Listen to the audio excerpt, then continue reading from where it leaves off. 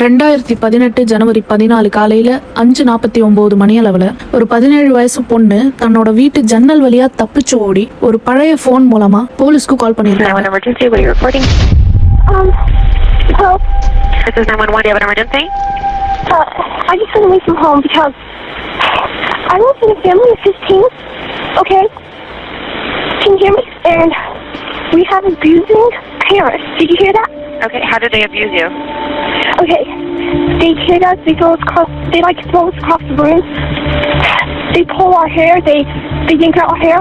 I have my two little sisters right now are chained up. Okay, how old are you?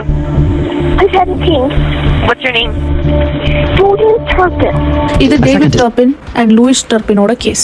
அப்பா computer engineer, அம்மா housewife. அதீத மதப்பற்று இருந்தவங்களா இருந்திருக்காங்க. கடவுள் சொன்னதுனாலதான் நிறைய பசங்கன்னு நம்பியிருக்காங்க. ஆனா அந்த குழந்தைங்களை அவங்க நல்லபடியா பாத்துக்கல. 2 வயசுல இருந்து 29 வயசுக்குள்ள இவங்களுக்கு மொத்தம் 13 குழந்தைங்க. பயங்கர கண்ட்ரோலா வச்சுக்கிட்டாங்க. வெளியே இருந்து பார்க்க ஃபேஸ்புக்ல எல்லாம் போட்டோ போட்டு சிரிச்ச முகத்தோட ஒரு நார்மலான ஃபேமிலி மாதிரி இருந்திருக்காங்க. ஆனா வீட்டுக்குள்ள பசங்களுக்கு சாப்பாடு கூட கொடுக்காம இருந்திருக்காங்க. வருஷத்துல ஒரு தடவை தான் பசங்களை குளிக்க விட்டுருக்காங்க.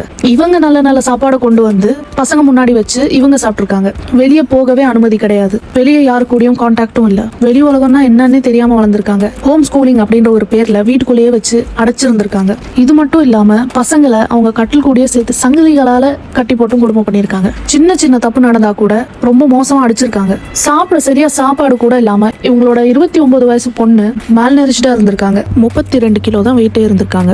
அக்கம் பக்கத்துல இருந்தவங்க கூட இந்த பசங்களை பார்த்ததே கிடையாது. அவங்க ரிலேட்டிவ்ஸ் கூட இவங்க ஸ்ட்ரிக்ட் பேரண்ட்ஸ் தான் அப்படின்னு நினைச்சிருக்காங்க.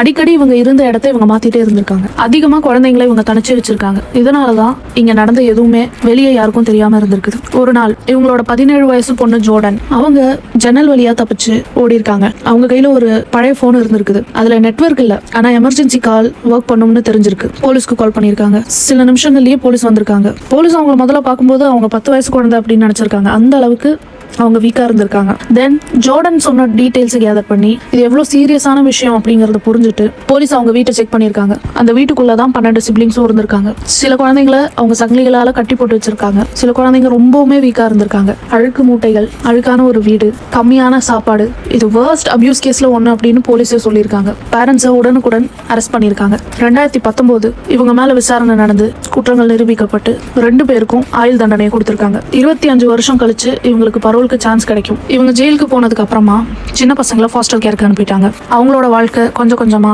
நார்மலா மாறிட்டு இருக்கு. அந்த 17 வயசு பொண்ணு துணிச்சலோட ஒரு முடிவெடுத்து தப்பிச்சு உதவி பண்ணதுனால மீதி 12 பேரோட வாழ்க்கையும் காப்பாற்றப்பட்டிருக்கு. சப்ஸ்கிரைப் பண்ணி சப்போர்ட் பண்ணுங்க.